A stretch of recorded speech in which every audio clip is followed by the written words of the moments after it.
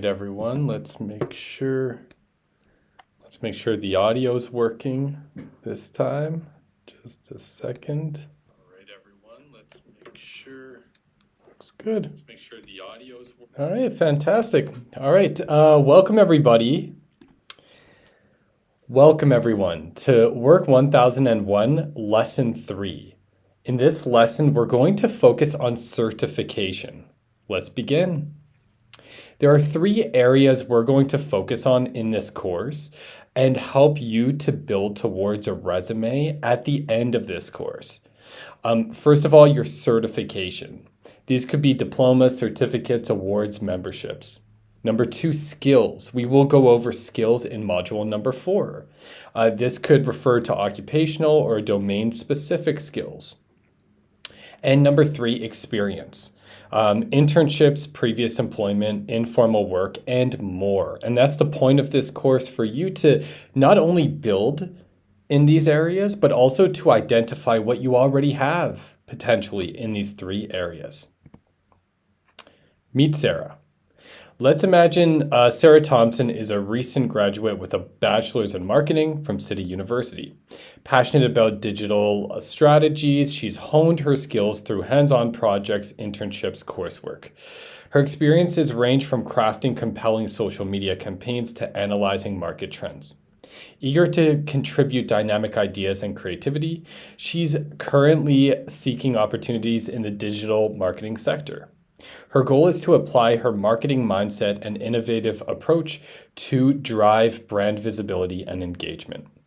Excited about the prospect of collaborating with forward-thinking teams, she's ready to make a meaningful impact in the ever-evolving landscape of digital marketing.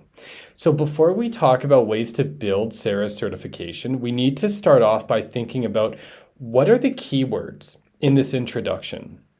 Sarah definitely has a head on her shoulders. This is a great introduction right now. Right here, it gives a good overview of what she has done, what she is pursuing, what her goals are. Even if your introduction isn't so kind of like, polished right now, that's okay, right? Like you might find along the way that there are other that you need to tweak your kind of goals and tweak your background a little bit too, or what you choose to include in your explanation of your background. But we need to first identify what the crucial parts of this introduction are, or this bio, whatever you want to call it. Let's see. So she has a bachelor's in marketing. So that gives us an idea of certification. Digital strategies, so we're getting a little bit more specific. Social media campaigns, that will give us ideas of certain certificates she could pursue in the future. Social media specific certification. Digital marketing, so we know what sector she's in. Brand visibility and engagement. So those are like the keywords here. And the goal for you is to, number 1, have a bio by the end of this course, like this. Professional bio, and also have a be able to indicate what your keywords are, what the focal points of your bio are. So for example, Sarah's certification in marketing. Here are some questions to consider. Are there specific marketing certifications she's considering to validate and enhance her expertise, like Google Analytics, HubSpot, inbound marketing? Does she plan to balance gaining practical experience with pursuing marketing certifications to ensure a well-rounded skill set? Are there industry-specific certifications, such as the American Marketing Association Professional Certified Marketer, PCM designation, that align with her career goals? Could she share her strategy for continuous learning and staying informed about new certifications relevant to evolving field of marketing? So if I were sitting in front of you, and which I am, but if we were having a conversation, these would be the questions I would ask you, but tweaked applied to your specific field. So if you want the professional advice, the idea is to start thinking about what you have and what your strategy will be moving forward to continue building your certification. We will go over a few more specific tips later in this lecture. But first, let's look at a couple more examples. This time, it's your turn. If you are like not a speedy reader, that's okay. You could just pause this video right now. I'm going to just give you like 10, 20 seconds to just skim through and scan for keywords. Then I'll show you the answers. Go ahead.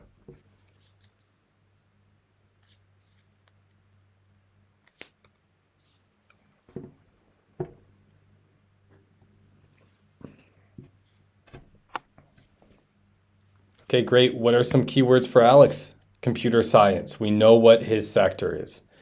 Languages like Python and Java. And speaking of languages, even though this is different than programming languages, one of the most important pieces of certification you could get would be like language proficiency certification. And that is what we do at Learn Ahead. So just to let you know, language proficiency certification is what, like, even if it's just a beginner or pre-intermediate level, could be what sets you apart and gives you an edge compared to your peers who you are competing with for a job.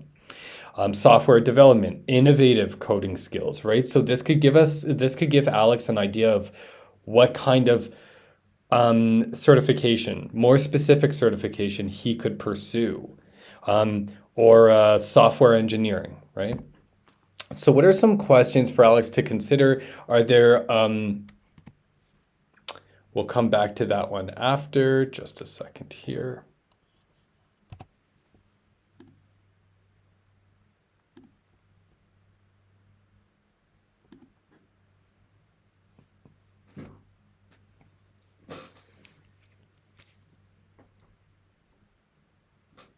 All right, folks, and finally, let's try this with Emily. Again, I'm going to let you just read this for 10 seconds, okay? And then after that, just scan for keywords, and after that, I'll show you the answers. Go ahead.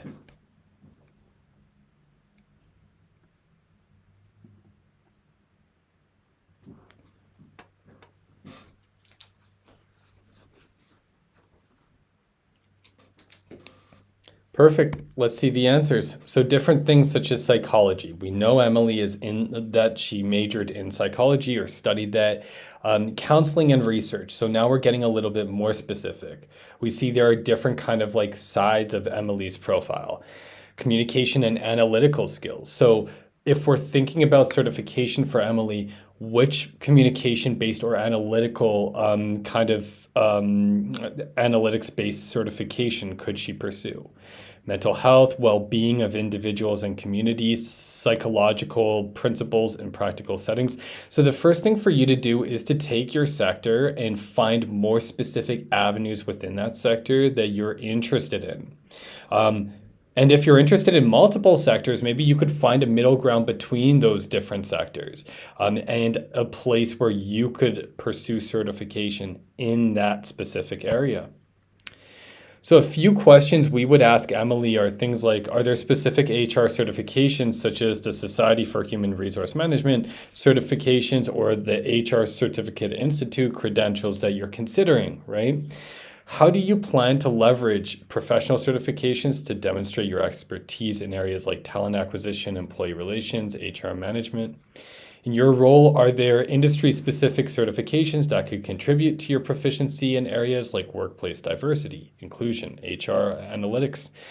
Can you share your approach to balancing work responsibilities with the preparation and study required for obtaining HR certifications? So moving on in this lecture, basically you are more than just a story, and it's great to have a story, but you also need a vision. So let's not just focus on what you have or what you don't have. Let's focus on how today, right now, in the chair you're sitting in or the desk you're standing at, you could start building your certification. Tell a story. Here are 10 things you could do right now to begin or continue building certification. I'll read the first 2 or 3 and I'll let you pause this and read the rest of them. Visit an online course website. Enroll in 2 free courses related to your field of study.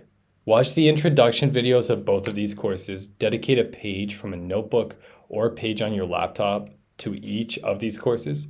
Take notes on the information from lesson 1. Set a deadline by which you intend on completing these courses. I'll just go through all of them. Search for the names of desired places of certification in your field. Write down 3 pieces of certification. Do a preliminary search, 2 minutes max on each certification. Write down the price and duration. So the point of this is like, for some of you, it might be very expensive to get like the certification you want, but that doesn't mean that you can't find free certification that helps build to that in the time being, and that helps build your skills, which we'll talk about in the next module. Is there a union for your field of work? Is there an accredited association for workers in your field? Find a free webinar, online conference, or virtual professional development event in your field of work. Enroll in it. Write down the date of 2 of the above events in a digital or paper-based calendar so you don't forget. All these things you see in front of you, you could do for free right now, and they are actions that really make a difference in getting started on building certification. Okay, we will wrap up right there, and we will start with lesson 4. Welcome everybody to lesson number 4 in Work 1001. In this lesson, we're going to focus on skills and building your skills. Here are a few hard skills employers look for. And if you don't know the difference between hard skills and soft skills, we have a little explanation in the box below in the resources attached to this video. But let's look at a few examples. I'm going to first read off some from my sector that I am in, and then you could spend a few seconds silently reading the rest, okay? So I am in, you guessed it, education and training. So a few hard skills that I could put down on my resume: curriculum development, classroom management, educational technology integration, assessment and evaluation, special education instruction.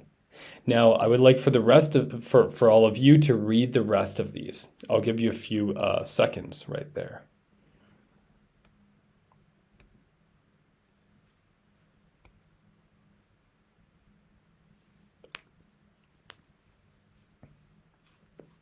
Okay, great. Hopefully you see either a sector that you're in or a related sector. And if you don't see any related sectors here, that's okay. We have a big page with different sectors, different hard skills on welearnahead.com. So you could check that out. We'll put the link underneath this video. But basically, if you don't see your sector here, just start making a list of different hard skills that you may need to really not just survive, but to strive in your field and to really set yourself apart from the competition in the jobs you're applying for. What skills do employers in your field work for or look for, sorry? Think about that for a moment. I'll give you a few seconds. You could pause the video here if you need more time.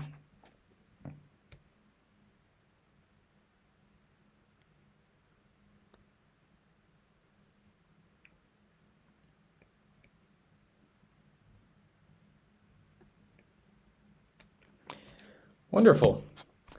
So let's move on to soft skills now. These are soft skills that really apply to any field of work. No matter which field of work you're in, these could be useful. All right. I guarantee you could tell me the field of work and I will tell you how this could be useful in a certain scenario. But of course, we need to prioritize some over others. So what I'd like for you to do is spend a moment just writing down a few of these skills that you possess. Choose 5. So by possess, I mean the skills that you excel with, that you have developed the most. That doesn't mean that you're done developing, and that doesn't mean you haven't developed the rest of them. That just means on the spectrum of like most developed versus least developed, you could say compared to other people around you, you are more positive than most people. You're more culturally aware, or you're more creative. So go ahead, I'll give you a few seconds. Again, pause the video if you need more time.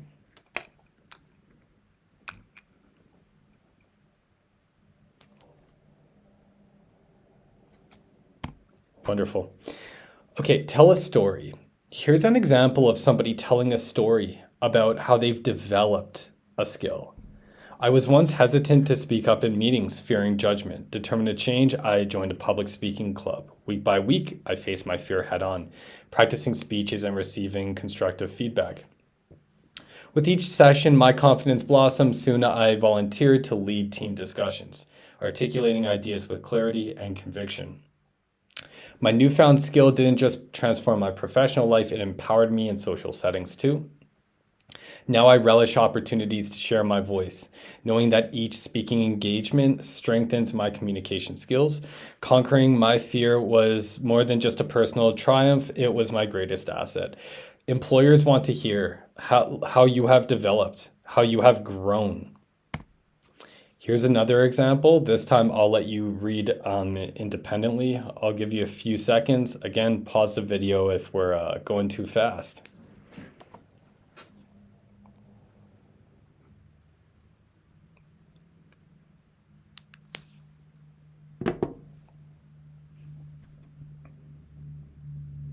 Good. This is a great one right here. Procrastination. Lots of us struggle with it, but that doesn't mean that you can't get better and that you can't reflect critically on it. So going into a job interview or even just approaching it with an application, resume, cover letter, and talking about how you have overcome some of these challenges could really make the difference. Final example right here of telling a story. I'll give you a minute to read.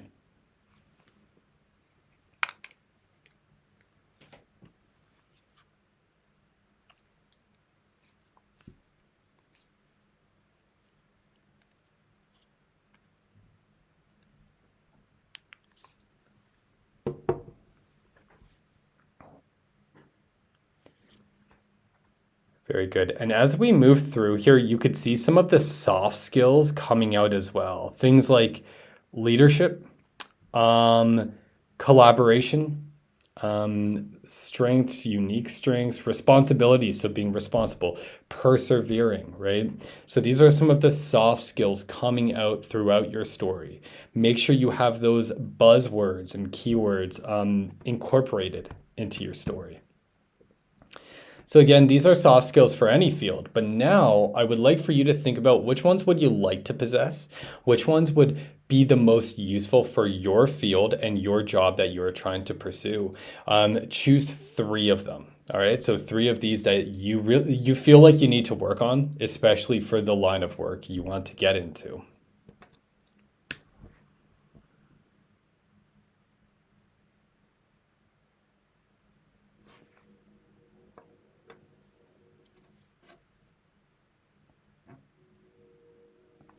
Wonderful. What's your plan? So now we're moving from talking about your story to talking about your vision. You have different skills you need to improve on, right? And if you're in a job interview, which you feel like you're not qualified for, which first of all, if you've been called to the interview, you probably are qualified for it because the interviewer probably isn't just volunteering their time to interview you, right? Yes, there are certain situations where they just want to kind of like, they might have a quota or they might like just be like scouting talent or something like that. And they might be considering you for another role, for example. They're all different contexts like that. But most of the time, a lot of the time the applicant thinks that they're actually way overqualified or way underqualified for the job that they're looking for. If you get an interview though, a lot of the time you are qualified or even overqualified. So give yourselves a pat on the back. Still though, there are some areas where we could grow. For example, I was in a job interview a little while ago where it was for a supply teacher, and I've taught contract, full-time, online, in person, different ages, different proficiency levels. But I had never actually been a supply teacher. And I was straight up with them. I said, this is an area for me to grow, right? Like this is an opportunity. So here's an example of giving a plan on how to grow in an area. To refine my collaboration skills, firstly, I'll practice active listening during group discussions, paraphrasing others' ideas to ensure comprehension. For instance, in a team meeting, I'll summarize colleagues' suggestions before offering my input. Secondly, I'll actively seek out interdisciplinary projects or volunteer opportunities, such as organizing a community event or participating in a cross-departmental task force. Thirdly, I'll initiate regular check-ins with team members to discuss progress and address any challenges, fostering open communication and trust.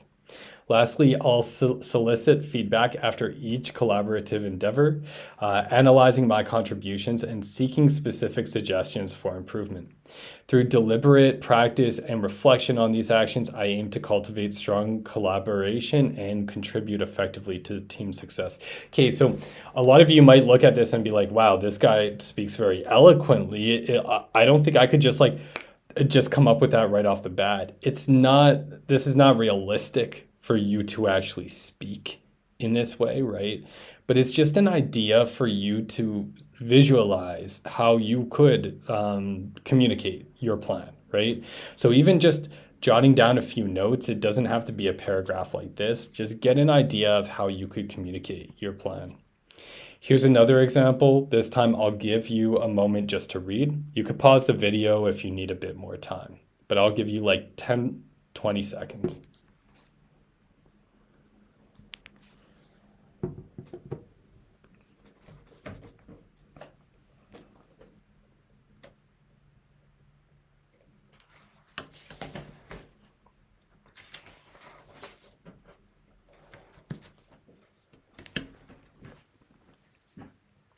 Great. So even just scanning through this, the names of books, the names of specific languages and nationalities, the names of specific celebrations, right? So being specific and, giving hypothetical situations of how you could develop your skills. If you don't feel like you have the skills fully developed yet, that's okay. Give them a plan, but don't cut yourself short. Don't undersell yourself by saying, I don't have those skills at all, because most of the time the skill we have, it's not black or white. It's not like you have it or don't have it. It exists on a spectrum. So you've had some exposure, some development of that skill, but you need more opportunities, and this job is the opportunity to continue that development. Develop your hard skills. Identify the skills that you possess, identify the skills that you need. Do online courses, just like we spoke about in Module 3. Internships, personal projects, joining professional associations. We spoke about that last module. Networking events. This is an area to build skills too. Shadowing professionals, industry workshops, industry forums, collaborative projects, apprenticeships, freelance work. That's a big one. And we have lots of resources for all of these, but especially freelance working on our Learn Ahead website. Research projects, continuing class education, job shadowing. A lot of these are free and they're voluntary. And I know that sucks when you graduate and you need to pay your student loans, but sometimes that's how you get your foot in the door. So if you have skills, even if you've just started developing them, it's not about like saying you have them or not, because the employer will usually believe you. But even if they believe you, there's a difference between just saying it and proving it. Because then they don't just believe you, they visualize you having that skill, and they could picture you actually applying that skill to the work you would be doing. So prove it. Ask your teacher or volunteer work advisor for reference. Always get that paperwork, folks. Request written confirmation of completion, get a certificate of completion, save your academic projects, and create a folder with your academic projects. If you don't have anything else, that does show a whole bunch of skills. Use visual artifacts like images, videos, other resources. So if you have volunteered to teach abroad, then make sure you have pictures and videos and add that to your professional dossier, which we'll be working on later on in this course. Obtain a certificate of membership Okay. Sometimes you could become a member for a professional association for as little as $5. Sometimes they could even be free. Add all of the sources to your professional portfolio. Develop your soft skills. So again, this goes over a lot of the same points. You could pause the video and just read through some specific ways to develop your soft skills.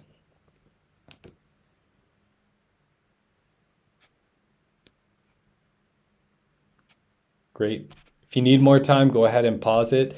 But long story short, if you don't feel like you have some of these soft skills, one other thing you could do is to imagine a role model in your sector. And that could be somebody you know, or it could just be somebody on social media. And I know on social media, people usually show the highlights, not the lowlights. And sometimes it's not very realistic, but there are a lot of people out there who do give you kind of like, like the honest overview of the job that you're pursuing. So that could be a great way for you to like see the soft skills that they express or not express, or and find ways that you could develop those soft skills too. You could also ask them for advice.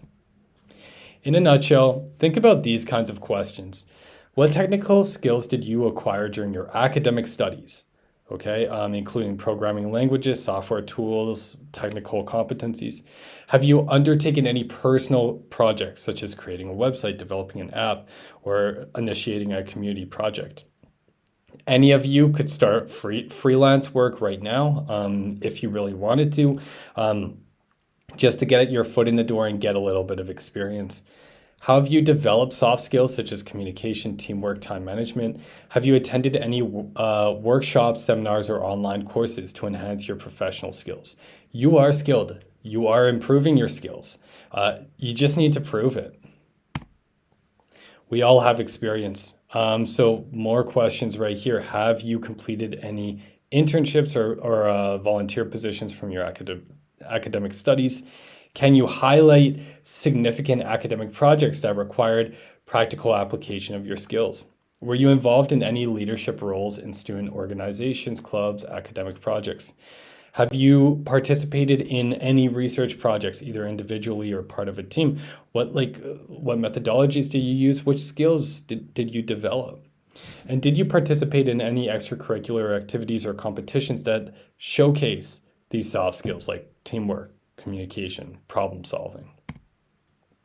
I'll see all of you in lesson number 5.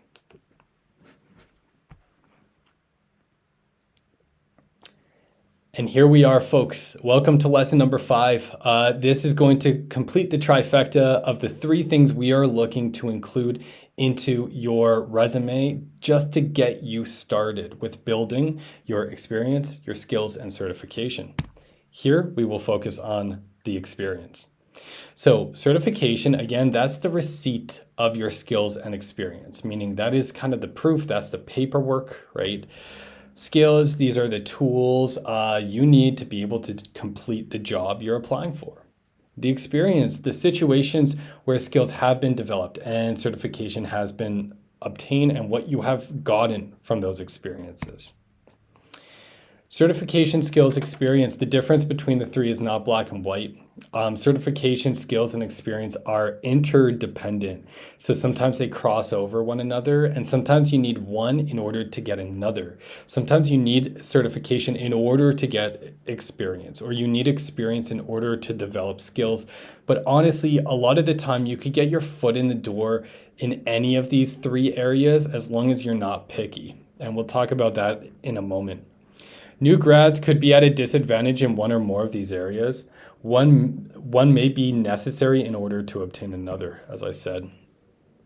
Here are some questions that you might be asked in terms of, like by an interviewer, or even if I were sitting in front of you, like face to face right now, and you needed help, I would give you some of these, I would ask you some of these questions.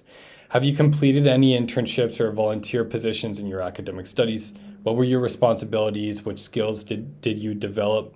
Were you involved in leadership roles in student organizations, clubs, academic projects?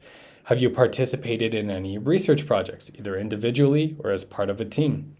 Did you participate in any extracurricular activities, competitions that showcase your work? Have you undertaken any personal projects, such as creating a website, developing an app, or initiating a community project? All of these might sound like very daunting and difficult, like at face value, but take a moment, pause the video, and really think about these things. Even if you could just break these into pieces. Do you have any experience? You do, I guarantee it. If I were in front of you right now, I'd be able to draw out the experiences you have. It just takes enough kind of reflection to find them. Here are a few tips for capitalizing on your experience. So all of you do have experience, okay? To one extent or another, maybe not enough experience to get your dream job yet, but you have enough experience to have experience for something in your sector. So first of all, put a positive spin on whatever your experience is. So for example, imagine someone says, during my internship, I tackled a rough project with strict deadlines, tricky tasks. Learning new software was like deciphering a secret code, and unexpected issues kept popping up like surprise quizzes. Plus, team chats were sometimes like talking in a different language. So if you had a challenge, that's golden. Challenges are golden when it comes to job interviews and the hiring process. That's what the interviewer wants to hear. But how could you put a positive spin on this? I'll give you a moment to think. All right. Here's an example right here. So we've read up to here, and we're going to start here.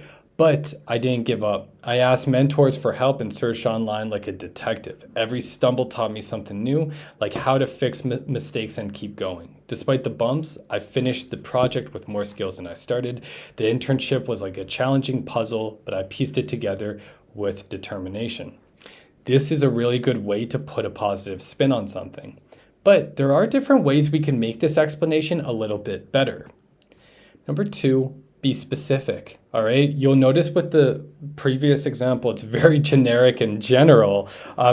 So, being more specific could be better. Here's an example. I'm going to allow you to read the example, and after that, we're going to see a similar example with more specificity. Go ahead. I'll give you a moment. Pause the video if you need to.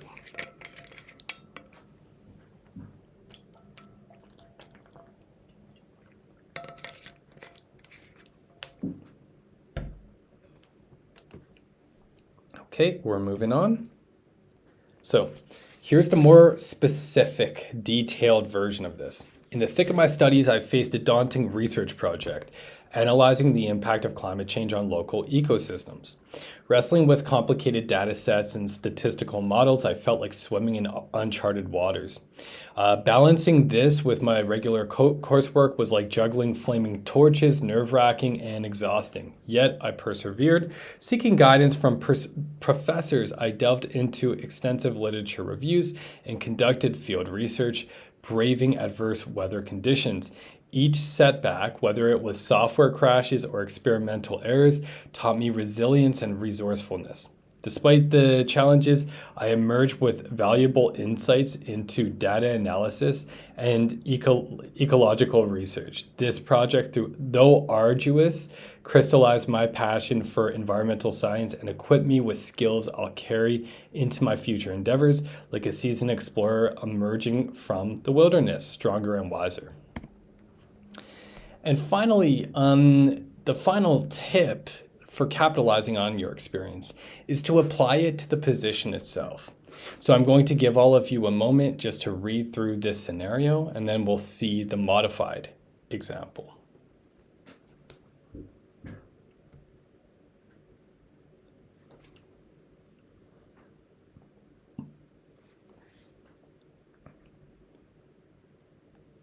Great, so they're talking about planning a charity event, but how does that actually relate or apply to the position they're going for?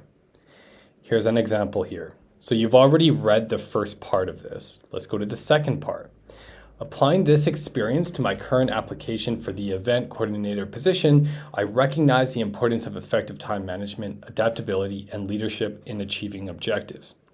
My ability to navigate challenges, lead a team, and deliver successful outcomes aligns well with the requirements of this role. I'm eager to contribute my skills and experiences to the team, driving positive results and ensuring seamless execution of events for the organization. So that's an example right there. You have experience, but don't just leave it there. Put a positive spin on it, be specific, and apply it to the position you're applying for. Here are a few tips on gaining experience. We could give you 20, 30, 40, but this is the bread and butter, all right? The best time to start is now. Get started right now. Go to a job search engine, turn on a job alert for volunteer opportunities and internships. Hopefully you will apply and you'll actually get offered a job for pay. So you won't even have to take one without pay, hopefully. But another possibility is that you only apply for jobs with pay or jobs that you might be underqualified for, and then you don't realize until 2 months into the future, oh geez, I should have just been less picky and gone for volunteer opportunities to get my foot in the door so I could work my way up and build experiences, build skills, and the like. So I would suggest just get started now. Get an edge. Chances are whoever is applying for the positions you're applying for are probably also entry-level applicants. I'm not trying to dissuade you or anything like that. Let's be optimistic, but let's also be practical. If you're applying for entry-level positions, that's great because you don't have that much experience, direct related experience in this sector. But what you're trying to do is just to get the edge. And that comes back to things like language proficiency and having a B1 level of Spanish. Things like just having any certification, even a free course, right? That fill up that resume with things that are relevant. Look for the experience that will give you an edge on other entry-level applicants. Don't be picky. This is a big one right here. I don't want you to undersell yourself, but don't be picky either. Find the middle ground, okay? Focus on the skills you could develop, not on the position itself. Commit to a short-term position. Volunteer for a few weeks, and if there's nothing holding you to it, just volunteer for a couple of weeks, and hopefully that'll just give you something else to add to your resume. But at the same time, don't undersell yourself. Some people have imposter syndrome, and they might not feel the confidence to actually try to go for a higher paying position or a job with more security. Go for it. Jump in, right? So make sure that you do represent yourself as who you are, the person with the rich experience, certification, and skills, right? So while you are volunteering, or while you are, and by the way, there's nothing wrong with volunteering because some people enjoy doing that in their spare time, like I do. So I mean, hopefully, if you enjoy that, then you will do that for the rest of your life. In addition to having a job with, whatever kind of job you want to have, right? But if you are trying to, get a job that has X amount of salary, X amount of like perks such as benefits and things like that, if that's what you're going for, then, start off by volunteering or doing an internship or maybe doing a lower paid gig, but also set aside enough time during the week to apply for those jobs that you want. Here are a few experience-related job interview questions. I'll give you a moment to read.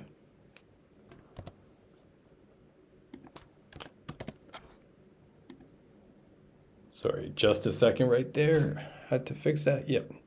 Here are a few experience-related job interview questions. I'll give you a moment to read.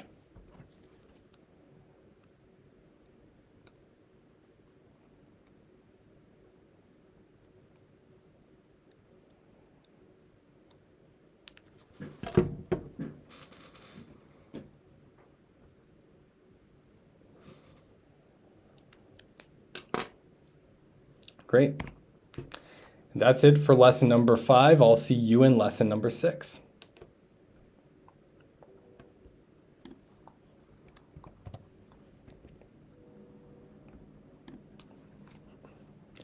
Hello everyone, welcome to the final lesson in Work 1001, building, sorry everyone, just a second, just making sure it's working, okay. Hello everyone, welcome to lesson number 6, the final lesson in Work 1001, resume building with no experience. In this short lesson, we're going to introduce you to your final assignment and also on future directions. Let's begin. So first of all, complete your cumulative assignment. Use a digital tool such as PowerPoint, Google Slides, Google Docs, Padlet. We have another list of potential e-portfolio builders for free that you could use. Make sure one page is dedicated towards that has your kind of information, so your name, a picture of you, educational information, desired position, whatever else you think could be useful. One page dedicated to certification, one page dedicated to skills, and one page dedicated to experience. If you're using not pages like in a slideshow presentation, but if you're using something like Padlet, then you could have different tabs dedicated to them, okay? Future directions. This course right here was just the prequel to another course we have, Work 1002, where you will actually receive extensive feedback on everything from your professional portfolio, your professional philosophy, your resume, your cover letter, you name it. And we're going to go into specific areas of your sector and your subfields to ensure that you know exactly how you could build your experience, skills, and certification right here, right now. You will also get a certificate upon completion. We have dozens of field-specific employment-related resources. We also have other video courses, such as courses in different languages, courses in different specific areas of different sectors to help you to develop your skills, and we will always issue you with a certificate that you could add to your portfolio. You will have access to instructors with professional and academic experience. If you're interested, just visit us at www.welearnahead.com. It's been a pleasure speaking to you and walking with you through this experience. We hope that you enjoyed this short mini course, and we hope we see you soon. Take care and happy learning.